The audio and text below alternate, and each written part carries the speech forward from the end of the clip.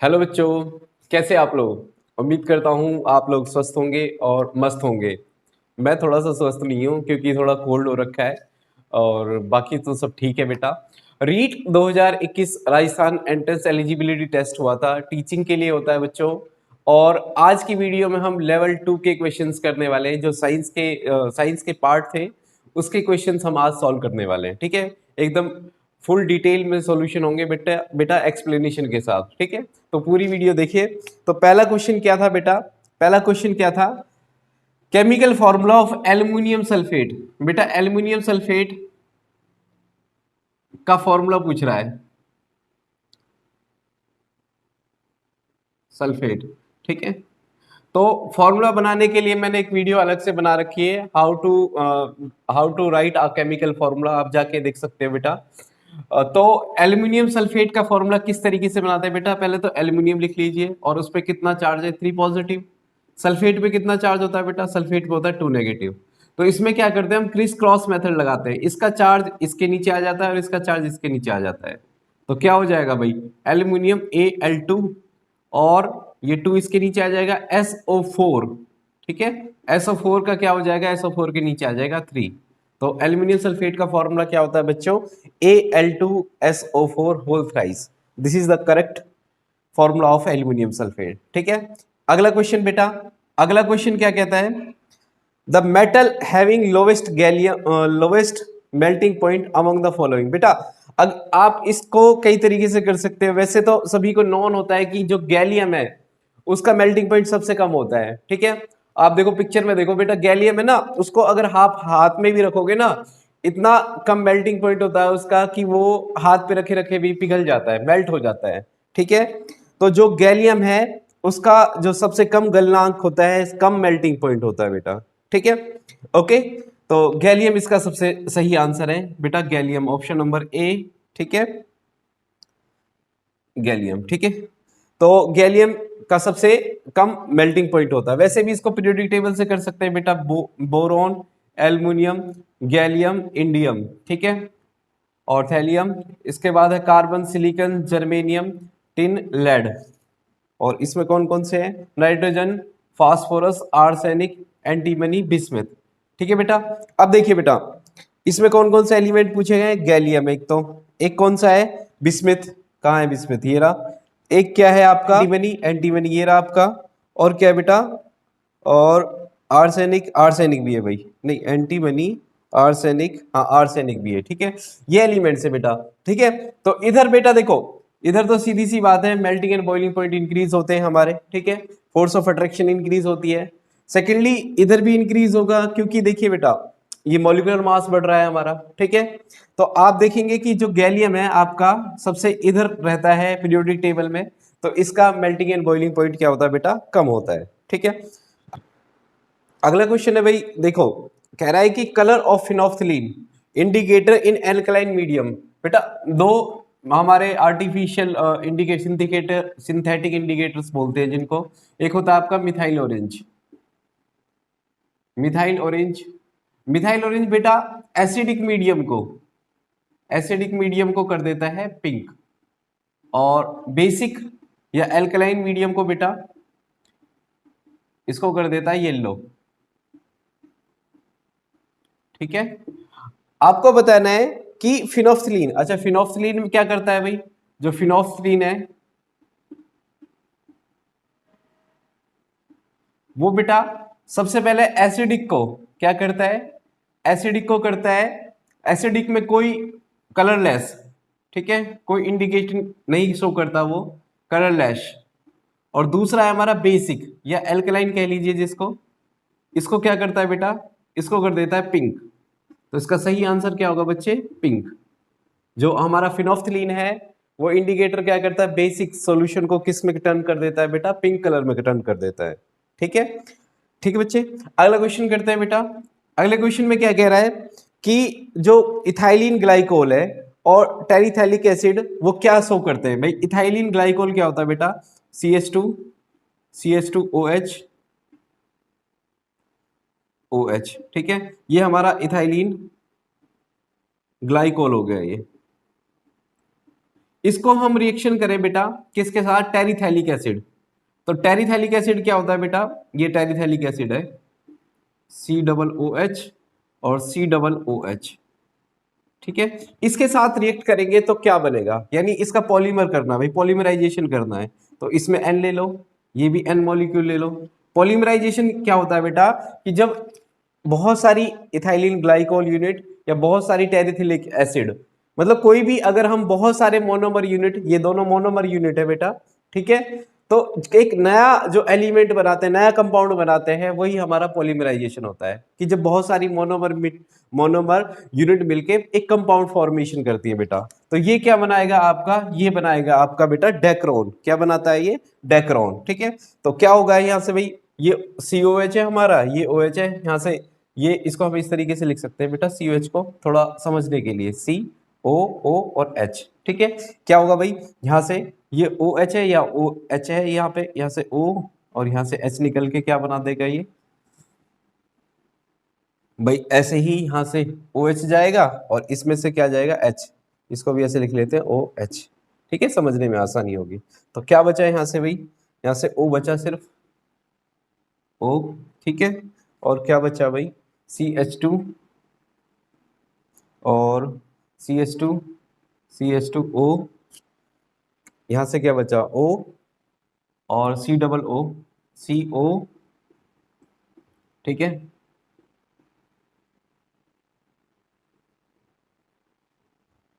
आपको करके नहीं दिखानी है ये, सिर्फ मैं समझा रहा हूं कि क्या होता है आपका जो डेक्रोन होता है वो क्या होता है, COO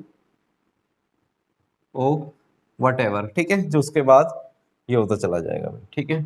ये क्या आपका बेटा, ये होता है आपका डेक्रोन होता है। क्या होता है ये, डेक्रोन होता है, ठीक है। तो इसका सही आंसर बेटा क्या होगा, डेक्रोन होगा। पिछली बार ये जो ये क्वेश्चन घुमा के दिया है बिल्कुल, पिछली बार आपको पूछा था कि डेक्रोन की मोनोमर यूनिट क्या है, इथाइलिन ग्लाइकोल और टेरिथैलिक एसिड। P साइलेंट है इसमें, ठीक है बच्चे। तो इसका सही आंसर क्या होगा आपका, डेक्रोन होगा बेटा, ठीक है। अगला क्वेश्चन करते हैं बेटा, कह रहा है कि the following cell organelles has forming phase और मैच्योरेशन फेज। देखिए बेटा, जैसे ये आपकी सेल है, ठीक है, ये कोई एनिमल सेल है आपकी, तो ये एनिमल सेल में ये आपका क्या होता है, न्यूक्लियस होता है, और न्यूक्लियस के अराउंड होती है बेटा गोल्जी एपरेटस, जिसको गोल्जी बॉडीज बोलते हैं। देखो उसके ना वो इस तरीके से न्यूक्लियस को और साइटोप्लाज्मा को, ये बाहर साइटोप्लाज्म है हमारा, ठीक है, सेल का, और ये न्यूक्लियस से अटैच होती है। इसमें ये जो है हमारा इस तरीके से जो कॉनकेव पार्ट है, या इसको बोलते हैं बेटा सिस, क्या बोलते हैं, सिस फेस। और जो ये बाहर वाला होता है इसको बोलते हैं जो ऐसे, ये उत्तल, जो जिसको बोलते हैं कॉन्वेक्स बोलते हैं, ठीक है, या उत्तल बोलते थे। ये उत्तल मतलब बाहर की तरफ निकला होता है, इसको बोलते हैं बेटा ट्रांसफेस, ठीक है, ओके। और इसको बोलते हैं, ये कॉनकेव शेप होता है, ये अवतल अवतल कुछ इस तरीके से अवतल शेप होती है, इसके अंदर की तरफ होता है, इसको बोलते हैं हम सिस फेस, ठीक है। तो ये गोल्जी एपरेटस, इसको ये वाले जो ये फेस है आपका सिस फेस, ये न्यूक्लियस से इसको, और जो ट्रांस फेस है आपको जो ये साइटोप्लाज्मा, इसको आपस में कनेक्ट करते हैं भैया। तो इसका सही आंसर बेटा क्या हो जाएगा आपका, गोल्जी बॉडी। अगला क्वेश्चन है बेटा, ठीक है, अगला क्वेश्चन क्या कह रहा है कि फिफ्थ है, और सिक्स क्वेश्चन क्या कह रहा है, सिक्स क्वेश्चन कह रहा है कि the number of molar teeth in upper jaw. देखो बच्चा, ह्यूमन के जो टीथ होते हैं उसका फॉर्मूला याद रख लीजिए, ह्यूमन टीथ वो होते हैं बेटा 21-23, ठीक है। 21-23 में क्या होता है, ये 21 में क्या होता है बेटा, देखो जैसे ये आपका टीथ है भाई, ये जॉ है आपका कुछ इस तरीके से, ये मैं सिर्फ अपर जॉ बना रहा हूं, ऊपर वाला जबड़ा, ठीक है। इसमें क्या होता है बेटा, दो दो ये स्टार्टिंग में क्या होता है, ये दो ये इंसीजर होते हैं, ये वाले दो, ठीक है, इस साइड सिर्फ एक तरफ कर रहा हूं मैं, ठीक है। दो इंसीजर होते हैं हमारे जो काटने के लिए ऐसे काटते हैं ना हम इसको, ठीक है। दो, एक कैनेनी होती है, ठीक है, जो मतलब किसी चीज को फाड़ने के लिए इस्तेमाल करते हैं भाई, ऐसे साइड से किसी चीज को फाड़ते हैं ना, एक होती है वो इस तरफ, ठीक है। दो क्या होता है बेटा, दो आपके दो होते हैं प्री मोलर, दाढ़ से पहले, मोलर जो होती है आपकी वो दाढ़ होती है, मोलर कितनी होती है बेटा? 3 होती है। प्री मोलर 2 होती है एक तरफ, ठीक है, और मोलर कितनी होती है बेटा? 3 होती है। ये इस तरफ है सिर्फ लेफ्ट साइड में, ऐसे ही उस तरफ भी होंगी, ठीक है भाई। अपर जो की बात करें भाई, अपर जो में क्या हो जाएंगी भाई? 21 23 है ना बेटा, इस वाले लेफ्ट साइड में ये है, तो राइट साइड में ऐसे ही होंगे भाई, इनका डबल कर लो। ये कितनी हो जाएंगी? 4, ये कितनी हो जाएंगी? 2, ये कितनी हो जाएंगी फिर 4, और ये कितनी हो जाएंगी? 6। यानी ऊपर के जौ में बेटा, ऊपर के जौ में कितने हो गए भाई? 4 दूनी 4 और 2 6, 6 4 10, 10 और 6 16। ऊपर के जबड़े में 16 दांत होते हैं, 16 नीचे ही होते हैं, ठीक है, 32 होते हैं टोटल। तो ऊपर के जौ में कितनी होती है भाई? 4 आपकी हो गई इंसाइजर, ठीक है, 4, 2 इस तरफ बेटा, 2 इस तरफ, ठीक है, 2 इस तरफ दांत के और 2 इस तरफ, ठीक है। अगर हम देखें तो ये 2 इस तरफ, ठीक है, और 2 उस तरफ होंगी, ठीक है। तो 4 इंसीजर हो गई। मैं सिर्फ आधे जबड़े की बात कर रहा हूं, इस तरफ, ठीक है। तो ऐसे आधा जबड़ा उस तरफ होगा, तो एक पूरे जबड़े में ऊपर वाले में कितनी होंगी भाई? 4 आपकी इंसीजर होंगी, ठीक है, 2 कैनिनी होंगी और 4 प्रीमोलर होंगी और 6 क्या होंगी? मोलर होंगी। तो आपसे इस क्वेश्चन में क्या पूछा गया है? मोलर टीथ पूछे हैं, तो इसका सही आंसर क्या होगा बेटा? ऑप्शन नंबर सी हो जाएगा 6, ठीक है, 6 होती है भाई। अगला क्वेश्चन करते हैं बेटा। अगले क्वेश्चन में क्या कह रहा है? The size of fertilization in human female. देखो बेटा, जो साइट ऑफ फर्टिलाइज साइट है बेटा, site of fertilization human female, human female में जो फर्टिलाइजेशन होता है बेटा, वो फिलोपियन ट्यूब में होता है। ये फिलोपियन ट्यूब होती है आपकी कुछ इस तरीके से, ठीक है। तो यहाँ पे फिलोपियन ट्यूब होती है। जब स्पर्म यहां से एंटर करेगा तो यहां क्या होता है? एग होता है। तो फर्टिलाइजेशन साइट, फर्टिलाइजेशन कहाँ होगा भाई? निषेचन कहाँ होगा बेटा? यहां होगा, फिलोपियन ट्यूब में होगा इसका, ठीक है बेटा। तो सही आंसर क्या हो जाएगा इसका? अंडवाहिनी, जिसको बोलते हैं हिंदी में, फिलोपियन ट्यूब में होगा बेटा। फर्टिलाइजेशन कहाँ होगा? मानव में निषेचन कहाँ होगा भाई? अंडवाहिनी में होगा। अगला क्वेश्चन है बेटा, कह रहा है कि ये क्वेश्चन 6th है भाई, ये 7th है। 8th क्वेश्चन करते हैं। क्या कह रहा है? The most common mode of asexual reproduction hydra. Hydra में बेटा अलैंगिक जनन किस प्रकार होता है? देखो हाइड्रा क्या होता है? एक जीव होता है भाई हाइड्रा, जो वाटर में प्रेजेंट होता है, ठीक है। वो कैसे कैसे अपनी जनसंख्या बढ़ाता है भाई? उसमें क्या होता है बेटा? ऐसे इस तरीके से कुछ होता है, ठीक है। तो ये क्या करता है? ये बाइनरी फिजन करता है भाई। ये क्या करता है बेटा? द्विखंडन करता है ये अपने, हाँ, जिसको बोलते हैं बडिंग बोलते हैं, सॉरी क्या बोलते हैं? बडिंग, मुकुलन बोलते हैं इसको, ठीक है। मुकुलन, देखो मुकुलन क्या होता है? ये ना अपने अपने उस पे शेप पे अपने ऊपर अपने जैसा ही एक और बना लेता है, एक छोटा बच्चा बना लेता है इसके ऊपर, ठीक है। और फिर ये इसके जैसा ही हो जाएगा, और ये बाद में क्या हो जाएगा? बड़ा होके, जब ये बड़ा हो जाएगा तो इससे अलग हो जाएगा, ठीक है। और ये अलग, एक अलग टाइप का एक और हाइड्रा बन जाएगा भाई, ठीक है, समझ गए? तो ये हाइड्रा बीच में से इससे अलग हो जाता है। इस प्रोसेस को क्या बोलते हैं बेटा? मुकुलन बोलते हैं। हिंदी में मुकुलन बोलते हैं और इंग्लिश में क्या बोलते हैं? इसको बडिंग बोलते हैं बेटा, ठीक है। तो इसका आंसर क्या हो जाएगा? ऑप्शन नंबर डी, बडिंग हो जाएगा। अगला क्वेश्चन है हॉटस्पॉट। देखो बेटा, हॉटस्पॉट टर्म किसके द्वारा दी गई है? हॉटस्पॉट, हॉटस्पॉट नॉर्मन मेयर्स है ना, जो उन्होंने सबसे पहले हॉटस्पॉट टर्म को डिफाइन करा था, ठीक है। हॉटस्पॉट के अंदर बेटा ये सारे आते हैं आपके बायोडाइवर्सिटी में, आपके जितने भी जीव होते हैं, ठीक है, प्लांट्स होते हैं, एक मतलब एक किसी गिवन एरिया में कितने नंबर ऑफ लिविंग स्पीसीज पाए जा रहे हैं आपके, वो सारे हॉटस्पॉट में काउंट होंगे। तो हॉटस्पॉट की सबसे पहले टर्म किसने दी बेटा? जिसको बोलते तप्त स्थल, इसका नाम है, हिंदी में इसको तप्त स्थल बोलते हैं। इसका आंसर होगा बेटा Norman Bears, option number D हो जाएगा इसका आंसर। अगला क्वेश्चन बेटा 8 9 क्वेश्चन, ठीक है। अगला क्वेश्चन क्या कह रहा है? नंबरिंग देख लेना भाई। अगला क्वेश्चन क्या कह रहा है कि बायोमेडिकल वेस्ट को सबसे आसान क्या है भाई? सबसे आसान क्या टेक्निक है इसको डिस्पोज करने की? मतलब निम्नलिखित में से कौन सी तकनीक जैव चिकित्सक के अपशिष्ट के निस्तारण हेतु सर्वाधिक उपयोग है? सबसे पहले भस्मीकरण। इसका आंसर क्या है बेटा? भस्मीकरण। मतलब क्या करते हैं, आपने देखा होगा हॉस्पिटल में क्या होता है? हॉस्पिटल में एक टब सा होता है, उसमें हमेशा आग सी जलती रहती है। कोई भी इंजेक्शन या कुछ भी अगर लगाया है तो उसको उसके अंदर डाल देते हैं, ठीक है। और इस प्रोसेस का नाम किया जाता है बेटा इंक्रीनेशन बोलते हैं इसको। स्पेलिंग क्या है? INC INCINERATION, ठीक है।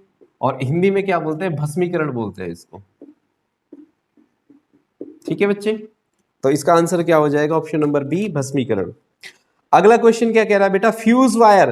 देखो फ्यूज वायर किस बेसिस पे काम करती है बेटा, देखो फ्यूज वायर काम करती है। देखो फ्यूज क्या होता है, आपने देखा होगा पुराने टाइम में, आजकल तो एमसी आ गई भाई, तो एमसी की जगह पहले क्या था, फ्यूज वायर होता था। तो फ्यूज वायर में ऐसे एक, इसको कट आउट बोलते थे भाई, हमारे टाइम में तो कट आउट बोलते थे, कट आउट। तो यहाँ क्या होता है, एक तार होता है, ठीक है, ये तार, ठीक है। तो ये किस लिए इस्तेमाल किया जाता था, मान लो यहाँ से इलेक्ट्रिक सर्किट कहीं जा रहा है और इससे मान लो कहीं बल्ब जल रहा है भाई, ठीक है, सर्किट में कहीं बल्ब जल रहा है। अब देखिए बेटा क्या होता है, अचानक से लाइट तेज आ गई, तो तेज लाइट आने के बाद क्या हो जाएगा, इसका जो मेल्टिंग पॉइंट है बेटा, ये जल्दी मेल्ट हो जाता है। इसका जो मेल्टिंग पॉइंट है, जिसको बोलते हैं गलनांक, ठीक है, ये जल्दी गल जाता है भाई। जैसे ही थोड़ा सा करंट ज्यादा हुआ तो ये क्या हो जाएगा, ये टूट जाएगा, यानी ये क्या मेल्ट हो जाएगा, पिघल जाएगा। पिघल जाने का मतलब क्या हुआ, कौन से इफेक्ट पे काम कर रहा है, ये थर्मल इफेक्ट पे, ऊष्मीय प्रभाव पे काम कर रहा है बेटा, ठीक है। तो इसका सही आंसर क्या होगा, option C, thermal effect of current, क्योंकि पिघल गया ना बेटा, थर्मल इफेक्ट। इसको क्या बोलते हैं बेटा, ऊष्मीय प्रभाव, क्या बोलते हैं, ऊष्मीय प्रभाव, ठीक है। अगला क्वेश्चन क्या कह रहा है बेटा, एस्केप वेलोसिटी क्या होती है। देखो एस्केप वेलोसिटी क्या होती है बेटा, जैसे देखो कोई सैटेलाइट को हम लॉन्च कर रहे हैं, किसी मान लो अर्थ सरफेस से लॉन्च कर रहे हैं, तो ऐसा नहीं है कि किसी भी वेलोसिटी से हम उसको लॉन्च कर देंगे। देखो एक तो ये ध्यान रखना, सैटेलाइट कभी भी इस तरीके से सीधी नहीं प्रोजेक्ट की जाती, उसको क्या करते हैं, पहले उसको इस तरीके से रोटेट कराते हैं, पृथ्वी के पहले कक्ष में उसको ऐसे इस तरीके से घुमाते हैं, ऐसे घुमाते हैं, फिर एक वेलोसिटी अचीव कर लेती है, तब उसको बाहर भेजते हैं भाई, ठीक है। उस वेलोसिटी को बोलते बेटा एस्केप वेलोसिटी। क्या बोलते हैं उसको, एस्केप वेलोसिटी। वस्तु का पलायन वेग, इसको पलायन वेग भी बोलते हैं, पलायन कर जाएगी बॉडी, ठीक है, बाहर निकल जाएगी। और ये कितनी होती है बेटा, अर्थ सरफेस पे ये होती है 11.2 किलोमीटर पर सेकेंड, ठीक है। इसमें दो ऑप्शन है, कंफ्यूज मत हो जाना, 11.2 किलोमीटर पर आवर, एक प्रति घंटा दे रखी है, प्रति सेकंड दे रखी है। हाँ बच्चों, एक सेकंड के अंदर 11 किलोमीटर की वेलोसिटी होनी चाहिए कम से कम, पृथ्वी की सरफेस से, पृथ्वी की तह से बाहर निकलने के लिए किसी भी वस्तु को, ठीक है। अगला क्वेश्चन क्या कह रहा है बेटा, अगला क्वेश्चन कर लेते हैं। क्या कह रहा है कि the device to store document और picture available in any paper into digital format, scanner. बेटा स्कैनर जो होता है हमारा, वो क्या करता है, स्कैनर होता है जो, वो क्या करता है, उसको आपने देखा होगा, स्कैनर सभी ने इस्तेमाल, आजकल तो फोन में भी ऐप आ गई है स्कैनर की। तो उसमें क्या करते हैं हम, डिजिटल फॉर्मेट में तो पिक को स्टोर करते हैं भाई। भाई पहले क्या था, ये डिजिटल नहीं है, ये मैनुअल है, इसको फोटो खींच के या स्कैन करके हम इसको क्या कर लेते हैं, स्टोर करके रखते हैं। तो ये कौन सा फॉर्मेट है, इसका सही आंसर होगा बेटा स्कैनर होगा। अगला एसबी इज द एलिमेंट, अभी मैंने बात की थी बेटा एसबी। एसबी क्या होता है हमारा, एंटीमनी होता है, क्या होता है, एंटीमनी, ठीक है। Carbon, silicon, germanium, tin, lead, एक होता है नाइट्रोजन, फॉस्फोरस, आर्सेनिक, एंटीमनी और बिस्मथ। ये एंटीमनी है बेटा। एंटीमनी का सिंबल क्या होता है आपका, एंटीमनी का सिंबल क्या होता है बेटा, एस बी, ठीक है। एस बी किसका प्रतीक है, तो इसका आंसर हो जाएगा ऑप्शन नंबर ए, एंटीमनी, ठीक है बच्चे। अगला क्वेश्चन कर लेते हैं, कार्बन अमंग द फॉलोइंग, ठीक है, नहीं, कंपाउंड अबव द फॉलोइंग, इसमें से कौन सा कंपाउंड है बेटा, डायमंड दे रखा है, नहीं, डायमंड एक एलोट्रॉप है, किसका, डायमंड और ग्रेफाइट कार्बन का एलोट्रॉप है, अप्रूफ है इसके ये, ठीक है। ये कंपाउंड नहीं है बेटा, ये सिर्फ एलिमेंटल फॉर्म है, तत्व फॉर्म है ये आपकी। ओजोन, ओजोन क्या होती है बेटा, ओजोन भी O3, एक मॉलिक्यूल है आपका ये, ठीक है, अणु है ये बेटा, मॉलिक्यूल बोलते हैं इसको, ठीक है, अणु। आपका जो वाटर है, हाँ बेटा, जो वाटर है H2O है, जो पानी है आपका, यही क्या है, कंपाउंड है बेटा, क्या है ये आपका, कंपाउंड, ठीक है। क्योंकि इसमें कंपाउंड में हाइड्रोजन और ऑक्सीजन की रेशियो क्या होती है, क्या अनुपात में होते हैं इसमें, 1:8 के उसमें ये मौजूद होते हैं बेटा, 1:8 में मौजूद होते हैं ये, ठीक है।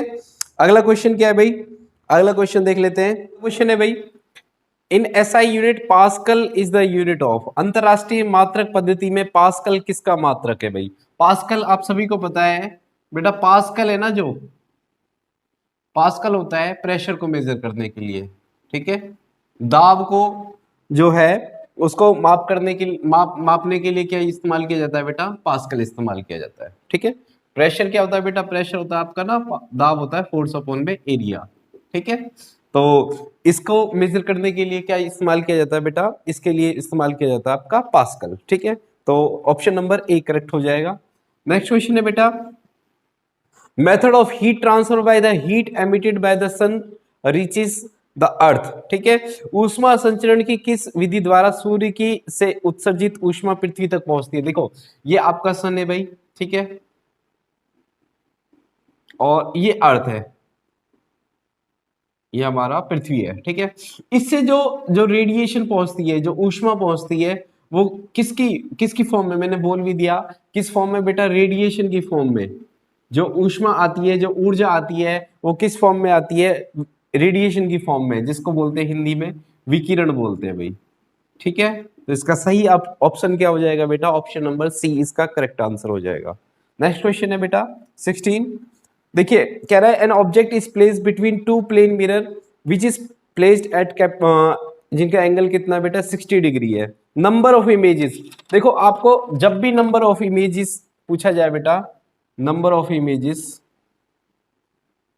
अगर दो प्लेन मिरर के बीच में नंबर ऑफ इमेजेस पूछी जाए, ठीक है, आपको बनने वाले प्रतिबिंबों की संख्या पूछी जाए, प्रतिबिंबों की संख्या, तो इसका फॉर्मूला बेटा क्या होता है? इसका फॉर्मूला होता है 360 अपॉन में n, ठीक है। और -1 कब लग जाएगा? जब अगर ये हमारा इवन नंबर आता है, अगर ये इवन आता है तब -1 एक और लग जाएगा। अगर इवन नहीं आता, इवन मतलब सम संख्या आती है, ठीक है, ओके। तो अगर सम संख्या नहीं आता है तो हमेशा क्या होगा? -1 नहीं लगाया जाएगा, फिर सिर्फ इतना 360/n लगेगा। यानी हमेशा जो प्रतिबिंब बनते हैं प्लेन मिरर, जो दो मिरर आपने देखे होंगे ना नाई की दुकान पे, जो बार्बर की शॉप पे, इस तरीके से दो मिरर लगे होते हैं, दो क्या बोलते हैं उसको? दर्पण लगते हैं, ठीक है। तो दर्पणों में बहुत सारी इमेज भाई, आगे दिखता है फिर फेस पीछे दिखता है, तो कितनी इमेज बनती है? उसका फॉर्मूला ये है बेटा।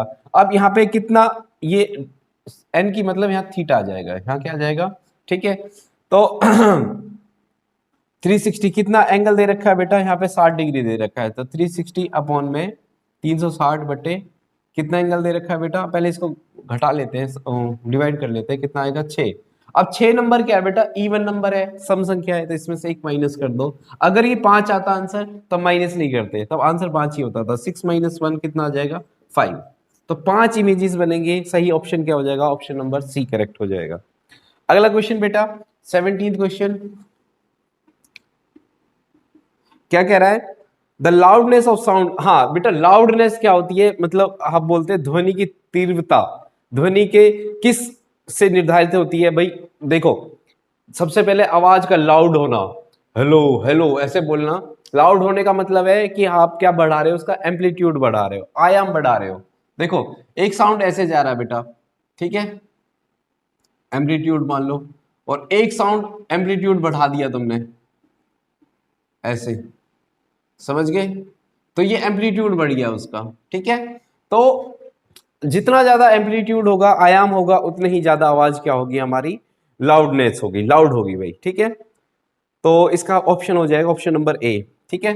नेक्स्ट क्वेश्चन बेटा कह रहा है कि when the object is placed in front of concave mirror, जब हम अवतल दर्पण के सामने रखते हैं तो बनने वाला प्रतिबिंब कैसा होगा बेटा? कहां पे रख रहे हैं? सेंटर ऑफ कर्वेचर पे रख रहे हैं। कहां पे रख रहे हैं उसको? सेंटर ऑफ कर्वेचर पे। तो सेंटर ऑफ कर्वेचर मतलब वक्रता केंद्र पे रखते हैं। देखो ये हमारा एक अवतल दर्पण हो गया, ठीक है, ये हमारा कॉनकेव मिरर हो गया, कॉनकेव मिरर और अवतल दर्पण बोलते हैं, ठीक है बेटा। इसमें ना अगर आप कहां रखो, ये इसका F हो गया, फोकस दूरी हो गई है, और ये इसका C हो गया बेटा। सेंटर पे जब रखोगे, थोड़ा और सही से बना लेते हैं, ये आपका थोड़ा बड़ा है F और ये क्या होगा? C, ठीक है। तो ये सेंटर पे रखने पर, हमेशा केंद्र पे रखोगे तो ऑब्जेक्ट हमेशा बराबर बनेगा। देखो ये गुण होता है, एक प्रॉपर्टी होती है मिरर की। देखो ये ऐसे रह जाएगी यहाँ से और एफ पे काटती हुई आएगी वापस, एक यहाँ पे जाएगी हमारा पोल पे, ठीक है। और ये तो ये बनने वाली ये इमेज है बेटा इतनी, जितना बड़ा ये मान लो ए बी है तो इमेज बन रही है आपकी ए डैश बी डैश, ठीक है। कैसी बन रही है इमेज? रियल बन रही है, वास्तविक बन रही है, क्योंकि टकरा के रे आ रही है भाई, वास्तव में आ रही है। और इतना ही बड़े बन रही है जितना बड़ा हमारा ऑब्जेक्ट है, जितनी बड़ी वस्तु उतना ही बड़ी इमेज बन रही है। तो इसका ऑप्शन क्या हो जाएगा बेटा? Option number B, option number real inverted equal to the size, वास्तविक उल्टा और वस्तु के साइज के बराबर। नेक्स्ट क्वेश्चन है बेटा 19 क्वेश्चन, कह रहा है कि the disease caused by virus, virus बेटा रेबीज जो है, इसमें जो क्वेश्चन में जो ऑप्शन दे रखे हैं, ऑप्शन में दे रखा है आपके पास टाइफाइड, मलेरिया, रेबीज। रेबीज एक ऐसी बीमारी है बेटा, रेबीज का वायरस होता है, ठीक है, जो कुत्तों के या बंदरों के खाने से होता है। तो इसके लिए रेबीज के वायरस को मारने के लिए इंजेक्शन लगाया जाता है। तो सही ऑप्शन हो जाएगा 146। नेक्स्ट क्वेश्चन इसका सी ऑप्शन हो जाएगा बेटा। अगला क्वेश्चन है हमारा, yeast is the example of, yeast जो खमीर होती है बेटा, जो खमीर है, खमीर होती है बेटा किस चीज को फुलाने के लिए, जैसे छोले भटूरे में डाली जाती है या कुछ ऐसी चीज को फुलाने के लिए जो यीस्ट डाली जाती है, वो क्या होती है बेटा? फंजाई होती है आपकी, ठीक है। कवक बोलते हैं जिसको हिंदी में, क्या बोलते हैं इसको? कवक, ठीक है, ठीक है। उसके बाद है आपका अगला क्वेश्चन बेटा, which of the following is cold habitat plant. Cold habitat मतलब शीत में रहने वाला जो सोलेडेनेला है, इसमें ऑप्शन जो है सोलेडेनेला, ऑप्शन नंबर डी है जो आपका, वही क्या करता है? देखो हाइड्रिला पानी में रहता है भाई, ठीक। बांस जो आपका बेम्बू है वो वर्षा में रहता है बहुत ज्यादा, जहां बारिश होती है। और निंटिया नागफनी, नागफनी रेगिस्तान में होता है, राजस्थान में बहुत जगह नागफनी मिलता है। सोलेडेनेला ये एक ऐसा है जो यूरोप में मिलता है बेटा, यूरोप में जहां माउंटेन में मिलता है, जहां बहुत ज्यादा ठंड पड़ती है। तो इसका सही ऑप्शन क्या हो जाएगा भाई? ऑप्शन नंबर डी हो जाएगा भाई, ठीक है। 21 का ऑप्शन नंबर क्या हो जाएगा? सोल्डेनेला, ठीक है बेटा। अगला क्वेश्चन करते हैं। अगले क्वेश्चन में क्या कह रहा है बेटा? अगले क्वेश्चन में एक आपको टेबल दे रखी है, ठीक है, इसको थोड़ा रब कर लेते हैं। इसमें क्या रखा है देखो, ट्यूबरकुलोसिस, सोलेमिना टाइफी, इसमें आपको दे रखी बीमारियों के नाम दे रखे हैं और उससे होने वाले उसके कारण जो वायरसेस हैं या बैक्टीरियाज हैं वो दे रखे हैं। सबसे पहले देखो बेटा टीबी, जो टीबी होती है, ट्यूबरकुलोसिस जो बोलते हैं, इसको शॉर्ट फॉर्म में लिख देते हैं हम टीबी, ठीक है। वो ट्यूबरकुलोसिस हमेशा माइकोबैक्टीरियम ट्यूबरकुलोसिस से होती है, ऑप्शन नंबर डी है। तो फर्स्ट का क्या हो जाएगा बेटा? जो टीबी है वो किससे बनती है? हमारे डी ऑप्शन है, डी पहले का हो गया आपका डी, ठीक है, ठीक। तो उसके बाद है हमारा, हाँ पहले का हो गया आपका डी, ठीक है। देखो एक एक ट्रिक बता रहा हूं मैं इसमें, फोर्थ में आपको 4 ऑप्शन में जाना है। देखो सब में दे रखा है ए बी डी, किसी एक को ठीक कर लो, मतलब फोर्थ ऑप्शन अगर आपका ठीक है ना तो आप सारे ऑप्शन को देखने की जरूरत ही नहीं है। देखो फोर्थ में आप जाओ, जैसे फोर्थ का क्या है भाई? चिकन पॉक्स, चिकन पॉक्स किसका होता है भाई? ठीक है, तीसरा चौथा, चिकन पॉक्स किससे होता है बेटा? चिकन पॉक्स का होता है बेटा VZV, एक वायरस होता है, इसका पूरा नाम क्या होता है? वारेसिला जोस्टर, ठीक है। तो इसका ऑप्शन क्या आ गया भाई? बी आ गया। अब देखो फोर्थ में बी सिर्फ एक ही ऑप्शन में है, वो है ऑप्शन नंबर सी, ठीक है। अगर ये ठीक है तो फिर सारा ठीक है, सारा करने की जरूरत नहीं है बेटा, ठीक है। तो टाइफाइड बेटा मैं वैसे बता देता हूं आपका, ट्यूबरकुलोसिस माइकोबैक्टीरियम ट्यूबरकुलोसिस से होता है। टाइफाइड आपका होता है टाइफी, पीछे नाम लिखा हुआ है, सेलेमोनिया टाइफी से होता है। वूपिंग कफ आपका इससे होता है, ठीक है। इससे मोस्टर क्या नाम है? बोर्डेटला परट्यूसिस से, ठीक है। और चिकन पॉक्स मैंने बता दिया आपका VZV से होता है, ठीक है। तो ऑप्शन नंबर आपका हो जाएगा इसमें सी ऑप्शन, बिल्कुल ठीक है, ओके। अगला क्वेश्चन है बेटा, ये क्वेश्चन 21 22वां, 23वां क्वेश्चन क्या कह रहा है? 23वां क्वेश्चन क्या कह रहा है कि which is the largest gland, largest gland हमारे शरीर में सबसे बड़ा जो ग्रंथि है, ग्रंथि पूछ रहा है। तो ग्रंथि क्या है बेटा? ग्रंथि हमारी सबसे बड़ी क्या है? हमारा लीवर है, ठीक है। जो हमारा लीवर है, यकृत है, वो सबसे बड़ी ग्रंथि होती है। अगर लार्जेस्ट ऑर्गन पूछे, अगर अंग पूछे, सबसे बड़ा अंग, तो वो हमारा ऑर्गन जिसको इंग्लिश में बोलते हैं स्किन हो जाएगी, तो आंसर क्या होगा बेटा, स्किन होगा इसका आंसर। ठीक है, तो इसमें क्या हो जाएगा बेटा, ऑर्गन पूछा आपको, ग्रंथि पूछी है, गांठ पूछी है, तो वो क्या होगी बेटा, सबसे ऑप्शन नंबर क्या हो जाएगा, ए हो जाएगा। ठीक है, ओके। तो बेटा ये तो थे आपके साइंस के सॉल्यूशन। ठीक है, और अगर आपको वीडियो बेटा अच्छी लगी है तो लाइक कीजिए, सब्सक्राइब कीजिए। और क्योंकि हमारे मोस्टली वीडियो बेटा साइंस से रिलेटेड होती हैं, जनरल टॉपिक्स भी होते हैं जिसमें, और हम क्लास 10th और 11th 12th के भी टॉपिक्स कवर करते हैं। ठीक है, तो ऐसी इंफॉर्मेशन लेने के लिए बेटा चैनल को सब्सक्राइब कीजिए, लाइक कीजिए। Okay, thank you.